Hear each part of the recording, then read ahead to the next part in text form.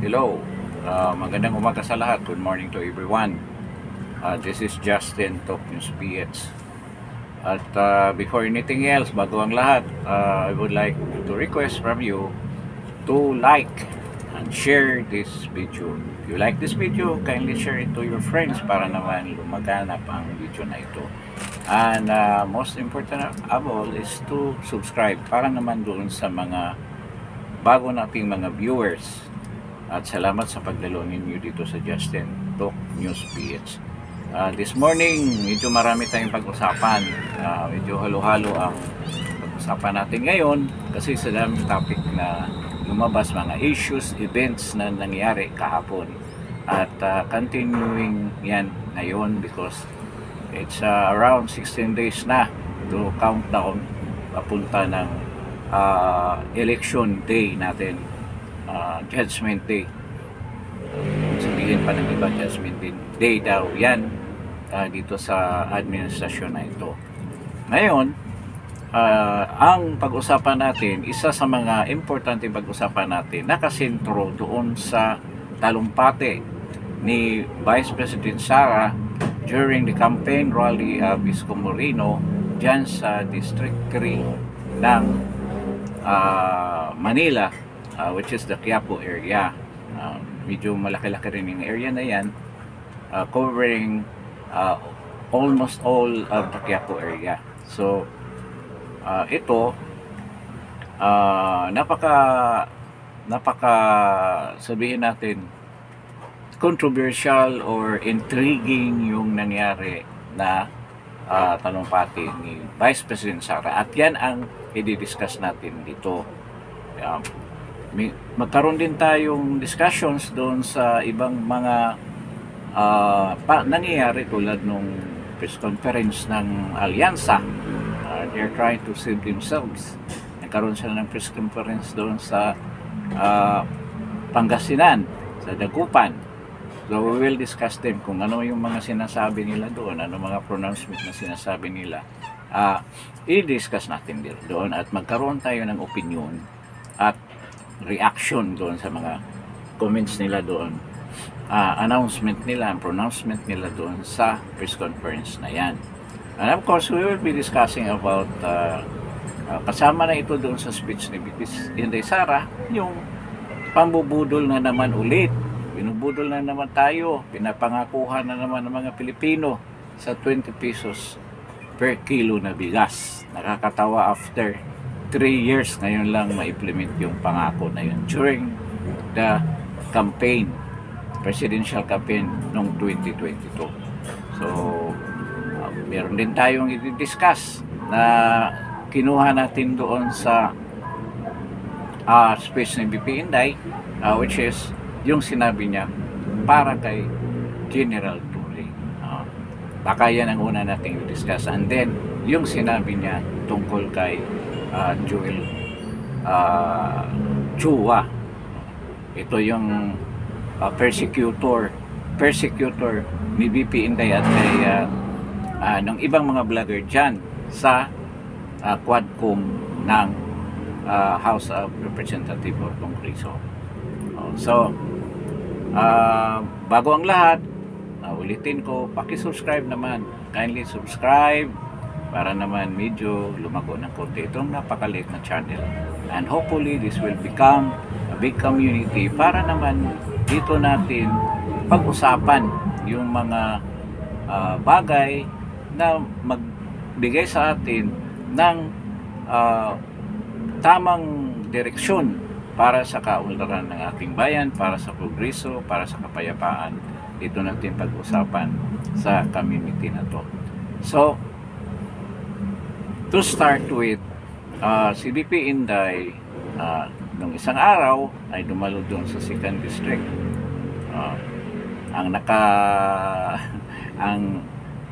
Meron siyang malaking comment doon kay Congressman Valeriano, isa sa mga committee chairman dyan sa Committee of Good Government. Kung alalahanin natin, siya nagsampa ng ibang kaso doon kay BP Inday Sara with regards to corruption na Ang sabi ni uh, Rodante Marcolita is not allowed in the rules and regulation ng Kongreso. Kasi tapos na yung hearing for that issue sa isang committee. Siningit pa yung isang committee na yun na diniscuss, which is violation dun sa rules nila. So, nakikita natin ang paglabag ng Kongreso sa sarili nilang patakaran sa pagkandak ng mga inquiry or hearing dyan sa kanilang session hall. So, ito naman ngayon, in-invite din si VP Sara, ni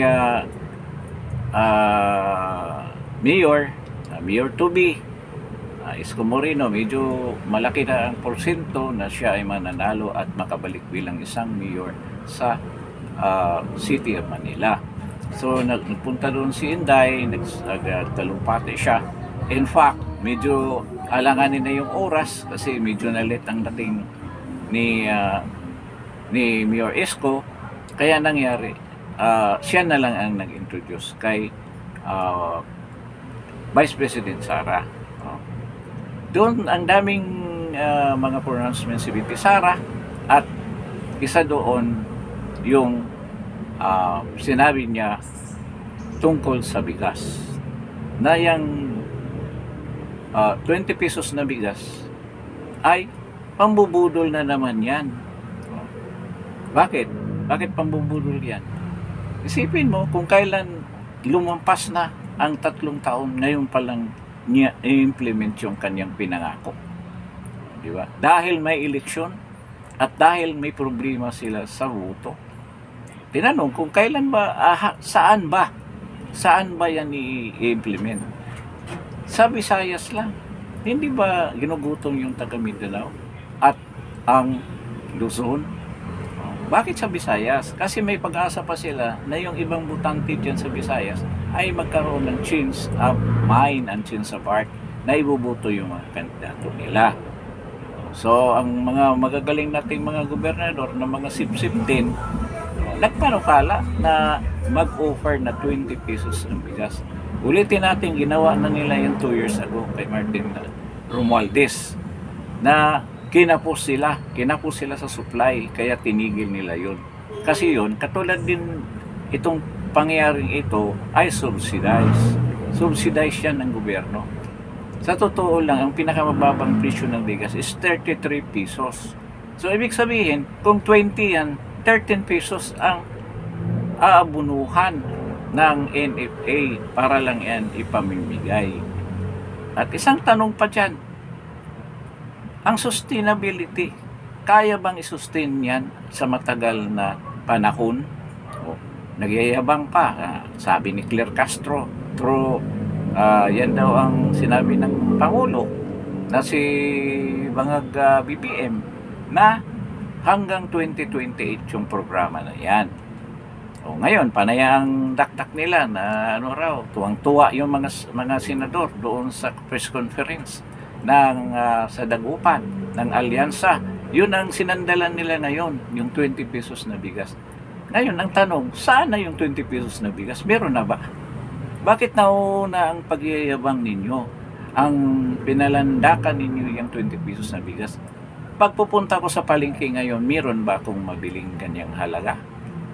Di ba purely propaganda yan? Nauna ang propaganda ninyo bago ang availability ng bigas na yan sa merkado. At huwag niyong sabihin na sa lang yan, mga LGU lang yan ipamimigay, hindi sa palengke. Klarong-klarong vote buying. Yan ay inaprubahan ni George Garcia. Kilala na natin si George Garcia. Kasi magiging last chance nila yan na sa akala nila mga tao ay matangay dyan, magkaroon ng pag-iibang pag-iisip na ang mga kandidato nila iboto dahil sa 20 pesos na bigas na yan, na hindi yan mangyari. Kasi hindi nyo masustain yan sigurado. Pipila lang dyan ng ilang thousands, wala na sa 10 kilong bigas na ibibigay nyo. Ang 10 kilong bigas daw is good for 1 week. So 40 kilos sa isang buwan. So isipin mo kung ilan ang taong nangailangan diyan. O, ilang bilyon ang kailangan at huwag mong sabihin na walang kupit yan. Kukupitan yan. Ang estimate nila is around 3 billion. Kukupitan yan sigurado at siguradong hindi naman lahat yan galing sa magsasaka na dinideklara nila na makikinabang ang magsasaka diyan sa programa na yan. Paano makikinabang? Hindi naman galing sa kanila yan. Galing yan sa mga holder. Kaya sobra ang kita ng mga holder at mga smuggler na mga kakunsabo din nila.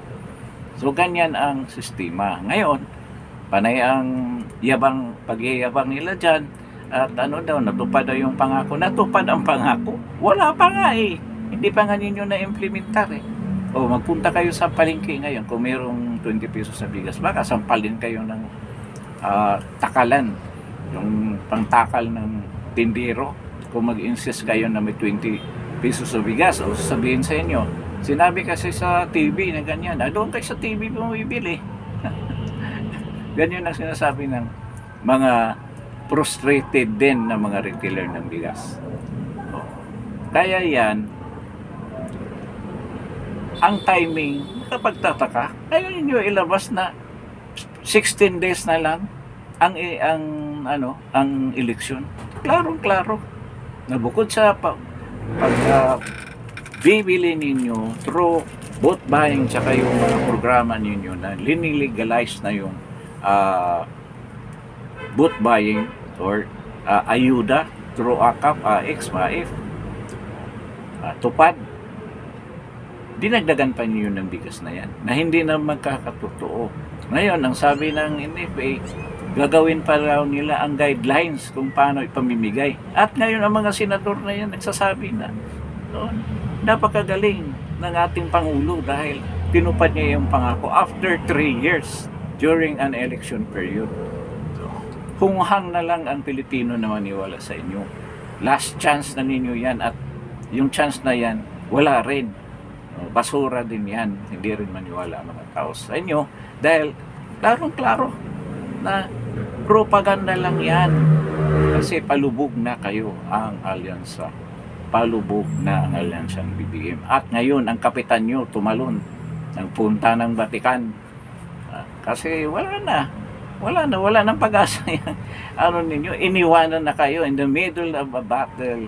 Ang general ninyo ay umalis. Ang general nyo na bangag na walang utak. Umalis. Anong gusto niyang ipahiwatig? Anong purpose niya pupunta pa doon sa Vatican? Mabuti nga na ganyan dahil desperado na kayo sa sitwasyon ninyo na wala na kayong pag-asang manalo as a party. May lulusot man siguro niyan, iilan na lang o whole ang Duterte lulusot itong eleksyon na ito. Magkaroon ng very historical incident na pangyayari in an election dito sa Pilipinas, which is mangyayari na ang incumbent government, ang administration during a midterm election will lose heavily, will lose big dito sa election na ito, and it will be very historical ang pangyayaring ito dahil nga sa magic na hanggang ngayon nagniningning pa ang Duterte magic. Ngayon, tangay-tangay ng mga senador ang pangalan ni President Duterte. Kaya dapat ito ibuto natin ng straight.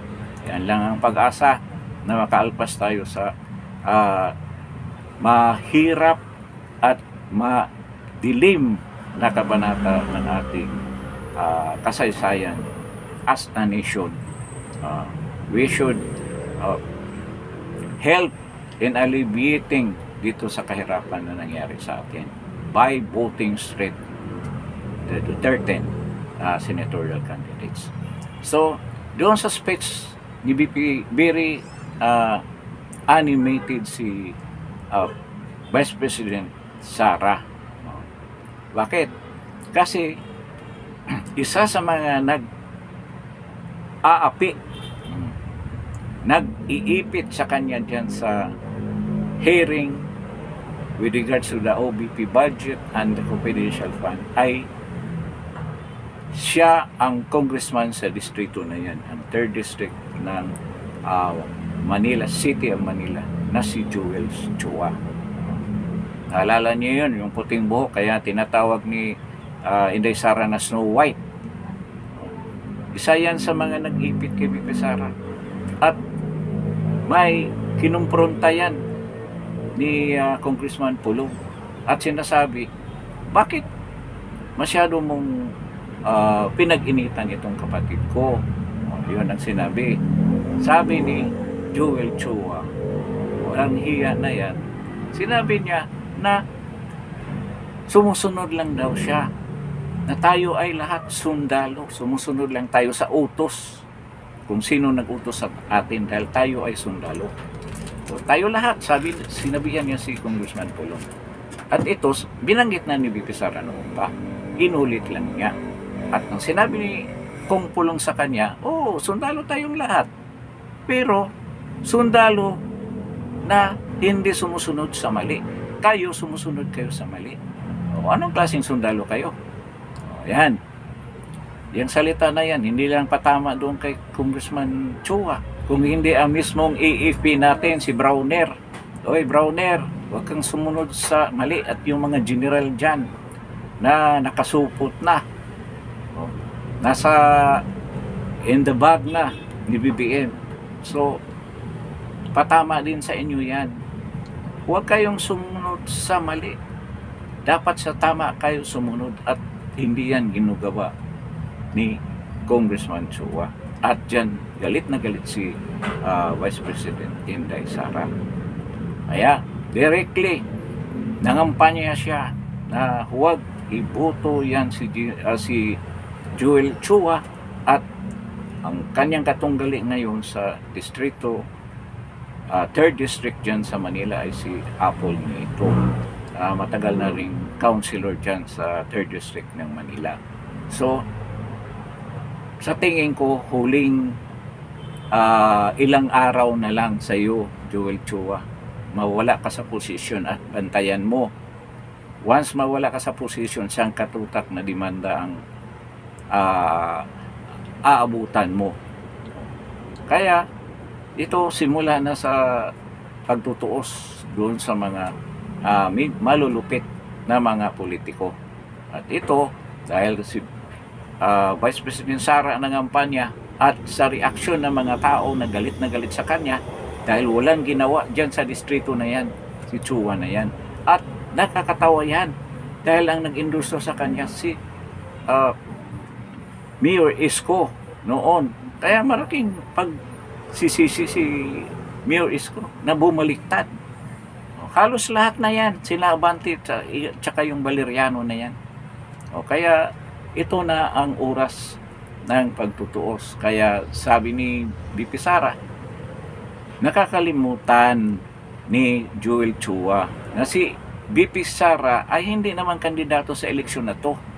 Pero si Joel Chua ay kandidato, kaya nalintikan na. Kinampanya ka na, at nakikita mo sa reaksyon ng mga tao na talagang wala ka na. Talagang tapos na ang career mo as a politician dyan sa Manila. Lumipat ka lang ng ibang lugar. Hindi na talaga mangyaring ibubuto ka pa dyan, kahit sa anong posisyon. Pati yung Valeriano na yan, na sinabi nga ni BP Sara na napakalaki ng liig daw. Halos hindi, lumiliit na daw yung boses sa sobrang laki ng liig. Hindi galing sa akin yan, galing kay BP Sara yan. Kaya minumura ni Joel Chua ito si Inday noon pa. Minumura doon sa kaibigan ni Inday na kaibigan din ni Joel Chua. At bilang ganti, in response sa pag-course mo, pagmumura mo kay Inday, harap-harapan kagabi, minura ka rin. Alam mo na kung anong mura yan. Nakita mo yan. Kaya panahon ito, during this election, talagang tagilid ka at siguradong matatalo ka dyan. Kasi ito rin, gusto rin mangyari ni BP Inday na straight din ang butuhan dyan sa Manila. Kailangan kung bumuto kayo, straight din. Kasi totoo din naman, kung once na mag-cherry pick kayo sa mga kandidato, ang mangyayari, magkakatunggali ang magiging counselor nyo. Iba ang pag-iisip ng vice mayor ninyo. So, wala mangyayari sa syudad ninyo. O kailangan talaga buong partido o ticket ang ibubuto. At yun din ang gusto niya mangyari at gusto ni PRRD na straight ang voting system na i-adapt natin. At ito ay vote straight Duterte. Yun ang dapat natin gagawin para naman magkaroon ng liwanag itong pangyayari na nagsadlak sa ating bayan. Ito sa sobrang kahirapan na laganap ngayon sa ating bansa. At maraming mga taong naghihirap sa totoo lang. Yung mga medyo middle class ng konti, bumaba ang kategori. Halos mabura na dito sa Pilipinas ang middle class. Lahat naghihirap na. Hindi nga malaman kung anong gagawin. Walang nag-i-invest. Walang bumibili ng mga properties. Kaya yung nasa property sector ay hirap na. Halos pamimigay na lang yung lupa. Kaya ito buyer's market. Pero wala rin naman gusto mag-invest. Kasi tinaasan naman nila yung CGT. Capital gains tax na 6% ay ginawang 10%. So ibig sabihin kung magbinta ka ng property na 1 million, siguradong 100,000 kaagad ang capital gains tax niyan. Napakalaki niyan. Instead na mapunta yan sa iyo, magamit mo sa negosyo mo, o sa sarili mo, o sa mga anak mo, mapupunta sa gobyerno at kurakutin din naman. So walang mangyari talaga din sa Pilipinas. At ang utak niyan ay si Ralph Recto, as always, from value added tax expanded, siya rin sa panahon na ni Gloria. Sinong utak dyan sa 89.9 billion na kinuha sa PhilHealth? Si Ralph Recto din. Pati yung pagbinta ng gold, kasama rin siya dyan, sigurado. Siya ang nag-suggest dyan. So nakita na natin itong mga tao na to. At yan si Ralph Recto ay dilawan na kasanib na ngayon ni BBM dahil kay Lisa Araneta. Ayan, katotohanan dyan. So, yun nga, napaka-stinging. Parang kagat ng bubuyog yung ginawa ni BP Inday Sara doon sa mga issue, lalo na itong issue kay Joel Chua. Then, nakapag may natupad yung pangako ni Inday Sara na talagang pupuntahan ko yung distrito mo. Sinong remaining na distrito diyan sa Manila na prominently nag-iipit at nag-aapi kay VP Inday Sara? Si Avante Atras Abante Pastor. Ano ka? Maghanda ka na Congressman Abante, kasi mamaya ikaw naman ang bibisitahin ni Inday Sara. So, magandaan yan. Ang balita ko rin dyan sa distrito na yan, talagang tagibig si Abante dyan. Sabagay, mapira ka na, hindi mo kailangan maging congressman. At wala namang prominenting development ang area mo dyan na nakikita natin. Wala ka namang ini-implement na mga kabuhayan na dapat matamasa ng mga citizen dyan sa distrito mo. O dapat umalis ka na dyan. At ito, makikita natin dito sa eleksyon na yan. Kasi hindi naman basta-basta umalis yung mga hayop na yan. So, ngayon, ito, siguro mamaya, doon ang ikot. At ito, talagang pupuntahan ni VP Inday Sara. O mamaya, antabayan na natin kung anong mangyayari dyan sa campaign rally ni Mayor Isko dyan sa, I think that is District 4 o Santa Ana area. Dyan ang tungo nila dyan sila magkaroon ng campaign rally. At bantayan ninyo kung anong sasabihin ni VP Inday Sara. At isa sigurado sa topic dyan ay yan, si Pastoran Bini Abante. So, pasensya na pastora. Ngayon, isa sa mga nayayanig din personally ako doon sa isang sinabi ni VP Sara. Actually, ano naman to may roots din sila. Kasi nga, ang lula ni Inday Sara ay isang Maranao. Ano bang habilin niya doon sa mga Maranao? Actually, doon sa unang part ng kanyang speech ay ginigreet niya ang mga Muslim brothers natin. Tinatanong na kung sinong Tausug, kung sinong Maranao, tinatanong niya yan. Kasi Quiapo area yan, nandyan sila lahat na mga negosyanteng mga Tausug at Maranao. At ngayon, isa sa mga nakaka-puzzle na sinasabi niya, at you should read between the lines kung anong ibig sabihin. Baka magwala na naman ito si General Torre at kung ano-ano namang isasampa na kaso. Yun naman ang style niya. Pero dapat siya mabahala sa sinabi ni VP Inday. Baka naman ang ibig sabihin ni VP Inday hindi yung ibig sabihin ng naisip ng karamihan ng mga tao. Ano bang sinabi ni VP Inday? Sino mga Maranao dito? She addresses the crowd. She addressed the crowd. So marami nagtaas ng kamay. Lalaki at babae. Nagtaas ng kamay. Maranao. Bahala at dinugtungan niya. Bahala na kayo kay General Torre. Anong ibig sabihin noon? Kanya-kanya tayong interpretation. Bahala na kayo kay General Torre. General Torre, bahala na raw ang mga Maranao sa iyo. So, ang gawin mo, baka alagaan ka ng mga Maranao.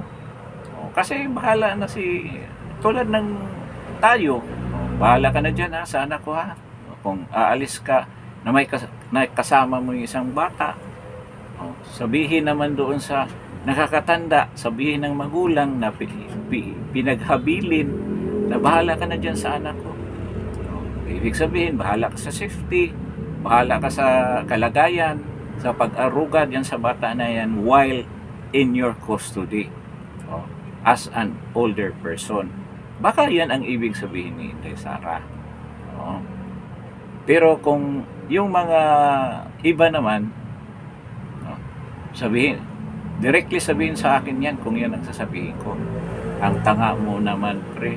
Hindi naman yan ang ibig sabihin ni Inday Sara. Wala na kayo. Yan ang interpretation ko Kung ano mang ibig sabihin ni Inday Sara, sa kanya na yun. At kung paano naman i-interpret yan ng mga Maranao, dahil si Inday ay, I think, 25% to 30% Maranao. Dahil yung lula nga niya ay Maranao, ay Muslim. Alam naman natin ang mga ugali ng mga natives natin. They stick to their roots, to their descendants. Hindi yan naalis kahit proven na yan personally sa akin. Pag once malaman lang na ikaw ay kadugo nila, hindi ka iiwanan yan. Yan ang tamang ugali ng totoong Pilipino. Kasi sila naman ay mga totoong Pilipino. Silang nauna dito sa Pilipinas na to. Nahaluan lang tayo ng mga foreigner, mga Kastila, mga Amerikano at mga Chinese. Pero sa totoo, nauna yan sila dito. At yan, traditionally, yan ang isa sa mga culture, mga trait ng mga native natin. Yung loyalty sa angkan mo. Talagang protektahan mo yung angkan mo. At yun ay nagmanifest yan sa mga tribo na yan. Sa daming tribo sa Davao. At sila ni PRD ay mga Maranao. Maranao ang descendants nila, ang roots nila. At tayo, hindi natin alam. Lalo na yung mga Pilipino that looks very native. Na hindi tayo proud. Kung brown o maitim tayo, hindi tayo proud. Kasi nauso na yung pagpaputi. Dahil nga sa cultural influence. Pero kung tutuusin tayo ay, kung tuklasin natin kung saan talaga tayo nanggaling. Diyan tayo nanggaling sa mga natives na yan. We have our own tribe. Ngayon sa mga historian, lahat ng mga bayan-bayan ay may sariling mga tribo. Yan ang katotohanan dyan. At yan ang napakagandang cultural trait ng mga Muslim brothers natin dyan sa South. Kaya nga sila hindi basta-basta na-conquer ng mga Spanish at American. Kaya pinaglaban talaga nila ang kanilang independensya at karapatan, ang kanilang freedom. At doon sa message ni Inday, subject to each and everyone's interpretation. Paano mo interpret yan? Kung paano i-interpret ni Tory, but that's not a joke. It will not be taken lightly as a joke by the native Maranaos. Pwede hindi mangyari ngayon kung anong nasa isip natin, but later on, ang delikado, sana huwag naman idamay yung mga kaanak, mga anak. Sana yung person who did what that frailty, kasalanan na yan, that napaka-sensitive na pangyayari at sensitive na issue, dapat din mag-isip ng gusto sa mga ginagawa niya. Kasi, bakit na-highlight yan? Before nagtapos si Inday sa kanyang speech, pinapakita itong, I think, 5-minute or 10-minute video tungkol doon sa state ng bayan natin, at the same time, pinakita yung paghuli, pag-abduct nila kay President Duterte. At sinong starring doon? Sinong starring? Sinong main character doon? Si Tory. Lahat na mga kahayupan na ginawa ng isang pulis sa isang matinong, matandang presidente ay ginawa ni Tory doon. It was exhibited, bare ang pag-exhibit niya sa power na hindi naman sa kanya, hiram lang naman. Pinapakita niya ang kalupitan niya doon sa video na yan. At yan, hatred na yan, yung galit ng mga tao, makikita mo sa kanilang mga mukha habang nanonood sila sa video na yan. Kaya lalong na-intensify ang galit ng mga tao dyan kay General Tory. Kaya General Tory, talaga, para sa akin, diretsuhin na lang kita. Parang tapos na ang career mo, lahat, and even your life is in danger right now. So, this is not a threat, and what I don't want that to happen, dahil na Pilipino ka eh. Kung whatever naman, kung the tables will be turned around, dapat naman you will undergo justice na tama, hindi yung hustisya na ginawa nyo kay PRD. Dapat i-implement ang hustisya para dyan kung ano mang mga violation, ano mang kasalanan mo sa batas ay patunayan sa tamang proseso at sa tamang binyo, which is our judicial courts. Ganyan lang ang idea ko. At sana naman huwag naman ninyo idamay ang mga anak. Kasi wala naman, they are innocent of anything. Hindi naman tayo mga NPA, CPP, NPA na ganyan ang ginagawa, na inuubos ang lahi sa kanilang mga kalaban. So dapat alisin na natin ang sariling pag-iisip natin sa ganyang mga bagay. But dahil nga sa sobrang pag-aapi na ginawa mo, hindi lang kay PRD, pati kay Pastor Kibuloy sa KOGC, ang dami mong napaka na tao. Kaya ang panahon di pare-pareho, so mag-ingat ka lang. And I hope na your family will be safe. I hope na maging nasa safety yung pamilya ninyo, na walang masamang mangyari. Dapat naman ganyan. At naman doon sa mga nagbabalak, huwag niyong gagawin yan. That's a big sin na gagawin nyo sa Panginoon. Meron tayong batas. Huwag nating gagawin ang ginawa nila sa Pangulo natin. Idaan natin sa tama. So, out of disgust and anger, galing sa isang anak na nakita ang kalupitan ng ginawa ninyo. Oh, ayan ang sinabi ni Bibi Sara. Pero wala naman siya bang ibang sinabi, yan lang naman. Oh, kaya nga sinasabi ko, subject to interpretation. Individual interpretation yan ninyo. Oh. Kaya, diyan sa issue na yan, this is a very sensitive issue. Kaya, I don't know kung saan ito hahantong, but yan ang sentiment ko dyan. Yan ang pakiramdam ko na dapat naman, yan ang gagawin natin. Huwag tayo magpadalos-dalos. Kung sino mang nakikinig doon sa mga pronouncement ni Inday Sara, out of disgust and anger, pag-isipan natin mabuti. So, dyan na tayo sa topic na yan. Dyan sa speech ni VP Inday Sara, of course, mini-mention din niya ang sobrang kahirapan ng mga Pilipino na nagpipilit na silang umalis sa bansa, whether illegally or legally. Kahit na ang pagpasok nila sa bansang gusto nilang doon sila maghanap ng kabuhayan, ay illegal ang proseso. Kinakagat pa rin nila, tinutuloy pa rin nila para lang sila ay magkaroon ng hanap buhay. Para naman ang mga anak nila at kapamilya nila na naiwan dito sa Pilipinas ay maisalba dito sa sitwasyon na sobrang kahirapan dito sa Pilipinas. Yan ang katotohanan na pilit dinideny ni Claire Castro at ang administrasyon na to at yung mga senador ng alyansa. O, doon sa press conference nila, gusto ko lang sabihin, sinasabi nila na pigilan nila ang korupsyon. Ang tanong ko, Tito Soto, Manny Pacquiao, Bong Revilla, si Tolentino, si Lacson, ilang taon na ba kayo dyan sa Senado? Pabalik-balik na nga lang kayo. May nagawa ba kayo sa korupsyon? Ang tagal na ninyo dyan, wala naman kayong nagawa sa korupsyon. Tuwing eleksyon lang ninyo sinasabi yan.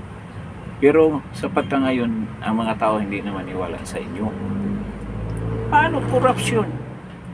Sumasanib kayo sa administrasyon na puro korupsyon ang ginagawa. Kung ayaw niyo sa korupsyon, ba't sumama kayo kay Bangag BBM? So, nasaan ang prinsipyo ninyo? Sinabi niyo, anti-corruption kayo, tapos ganyan, nasa pinaka-corrupt kayong administrasyon. Diyan kayo tumakbo. Kung may prinsipyo kayo, hindi na lang sana kayo tumakbo. Kitang-kita na purely propaganda. Ito naman, nakakatawa nga yung tungkol sa bigas. Dahil ito na yung last nila eh. Diyan sila umaasa sa bigas na yan. Na kakagati ng mga tao na magkaroon ng murang bigas. Na hindi naman mangyayari. Mangyayari yan. Ilang linggo lang yan. Nakakasigurado ako dyan. At bigla yang mawala.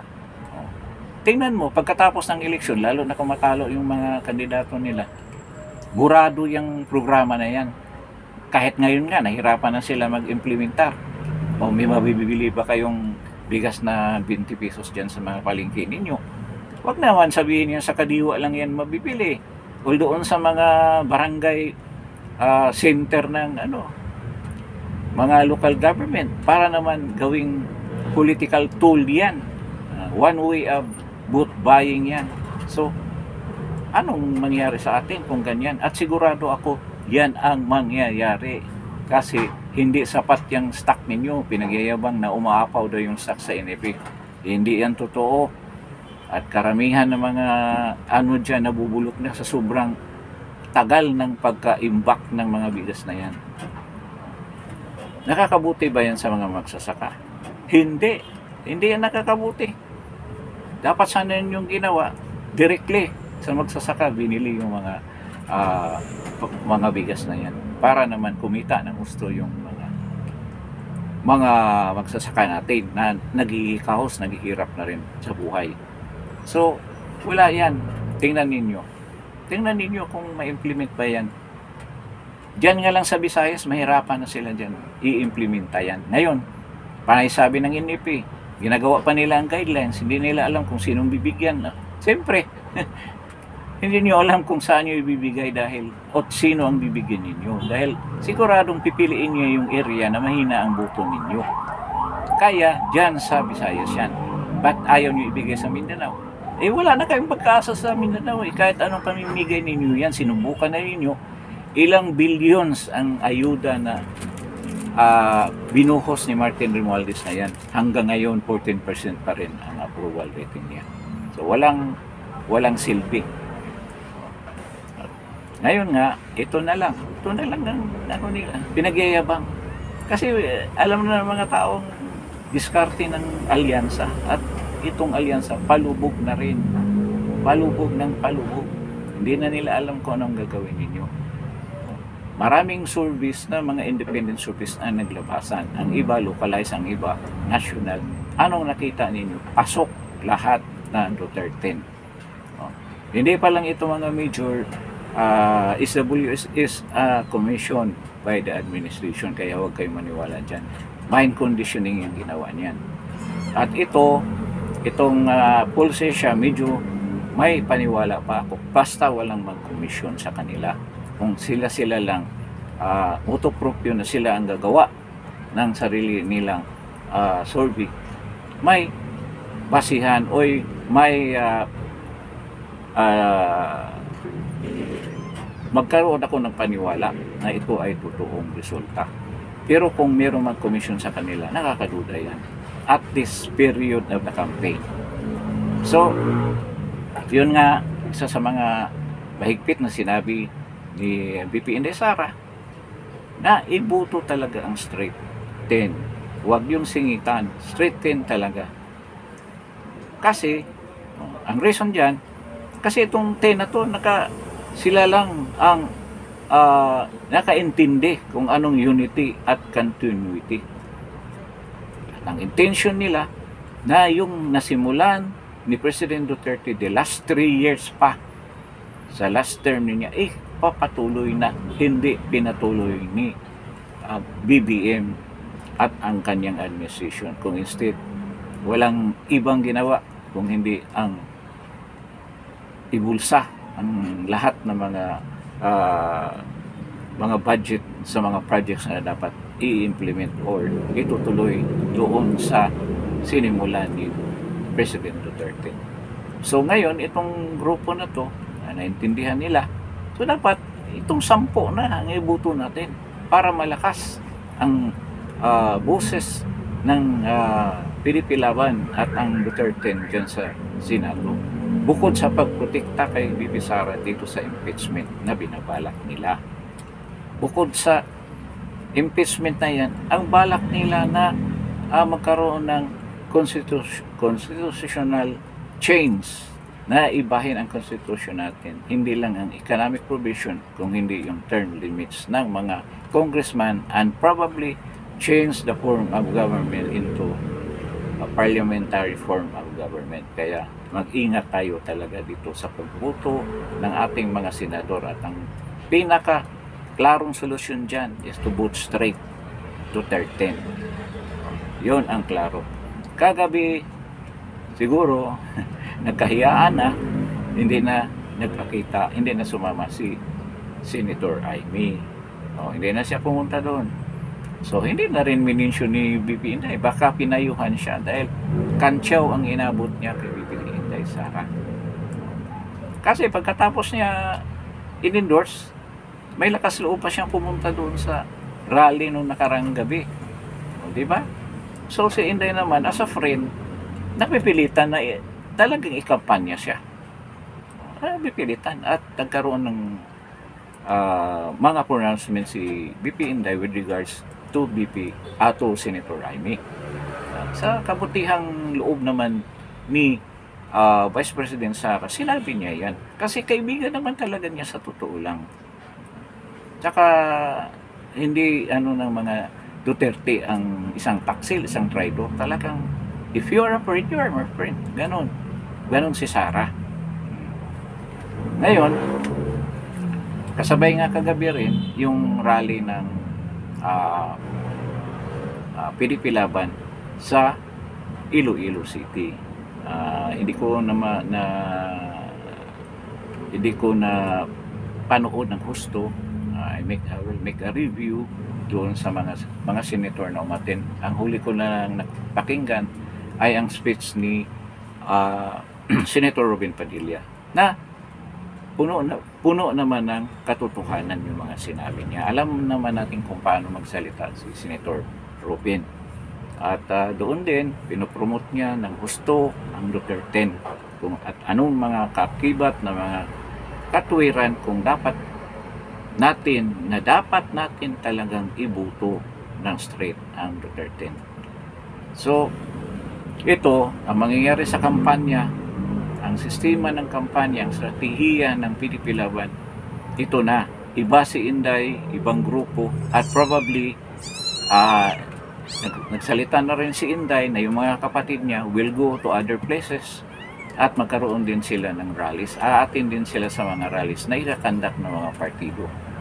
O kasama na rin si Titi, kasama na rin siya sa mga kampanya, pero magkakahiwalay-hiwalay sila para naman makover nila ang lahat na area na dapat ipaliwanag ang strategiya na ina-adapt ng PDP Laban, which is itong Duterte strict voting. At maganda yung strategiya na yan na lahat ay covered, na sila na sila na a-action na lahat dahil napakaiksi na ng panahon. It's around 16 to 17 days na lang magkaroon na tayo ng araw ng paghuhusga. So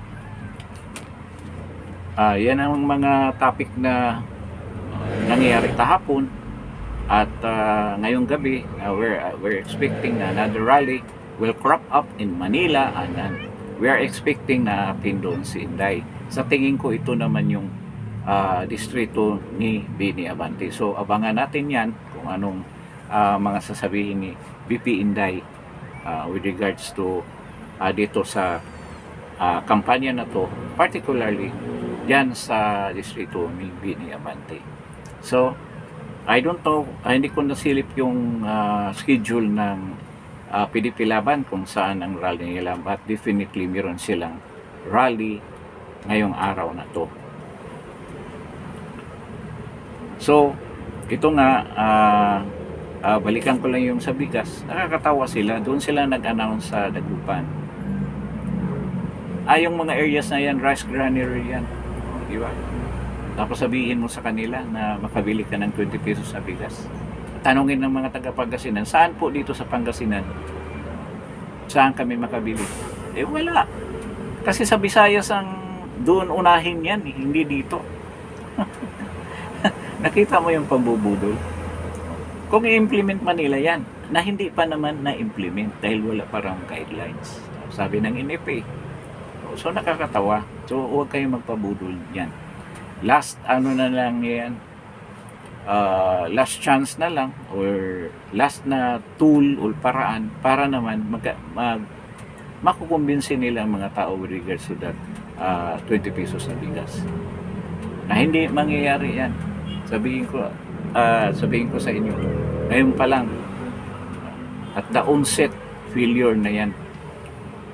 So siguro medyo mahaba na itong natin, discussions natin are what we have talked about this morning, and this evening there will be another rally, so there will be a lot of issues that will crop up. So bantayan natin yan, at dito sa Justin Talk News PH pag-usapan natin yan. Hindi lang natin i-witness yung speech mismo, but we will try to scrutinize, to analyze at make our reaction and opinion with regards to the issues that linalabas ng mga persons that are during the rallies, and especially BP Inday Sara, kung ano mga pronouncement niya. We are interpreting them here in Justin Talk News PH. Pinapaliwanag natin ng gusto, at yung mga side issues naman dinidiscuss din natin dito. So with this, maraming salamat sa pagdalo ninyo doon sa mga regular viewers. Thank you. I have the list of those subscribers na mayroong mga public na subscription, and later on I will be thanking you on air na lang.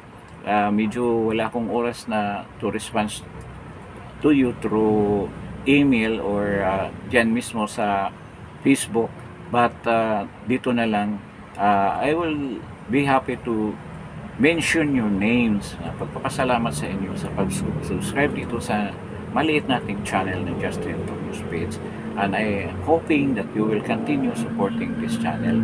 This channel is for democracy, for the promotion of freedom and our right of free speech. Ito ho, and we are looking forward for a progressive and peaceful Philippines. At sana naman, nakakahiya na talaga sa totoo lang, I have a lot of friends that are Asians, foreigners that kasama ko sa work noon for a very long time, and they were looking before, looking very highly. They are placing us as one of the most prominent progressive countries here in Asia, but right now they're asking me, what happened? Ano nangyari dyan? Hindi pala marunong mag-Tagalog yung mga yan. Sabi nila, what happened? Kaya we've been talking over the phone for a long time about the issues here in the Philippines, at I advised them to visit my channel para though they cannot understand dahil Tagalog na ang ginagamit natin na language dito, ang medium natin is Tagalog. Unlike doon sa previous kong channel which talks about international issues, so napipilitan tayo mag-English doon. But right now, medyo hindi gaano akong naglalabas doon ng mga issues doon. Umayos muna ako dahil nag-concentrate ako dito sa local issues na to. Kaya medyo kahol tayo sa oras if we will continue with our mga political international political issues, mga issues in the world, geopolitical issues, medyo mahirapan. Kaya dito muna tayo sa channel na to, and I hope you will subscribe para naman lumaki itong channel na to, and this will become a community of brothers and sisters who wanted, the only desire is to have a peaceful and very progressive Philippines. Dapat malampasan pa natin ang ibang bansa tulad ng Japan at Korea o Singapore. Sa totoo naman, isa sa mga nagpapagana ng mga economy dyan sa mga bansa na yan ay mga Pilipino. Napaka shall we say, nakakaano na kung pag-isipan mo, tayo nakatulong sa economy nila dahil nga sa sobrang galing talaga ng Pinoy. At ang Pinoy, kung kahit saan mo ilagay, talagang nakaka-adapt kaagad at nagtatribe at nagsusurvive at nag-i-excel sa ganyan mga environment kahit saang bansa ka sa in the world. Unang-una, ganyan lang yan, nagtitiis, but later on nag-i-excel yan. I've experienced that in France, in Belgium, when I work with oil companies. They are offshore oil companies. Nakikita ko talaga ang galing ng Pilipino. So with this, maraming salamat sa pagdalo ninyo, at see you in our next broadcast. At salamat, at good morning to everyone.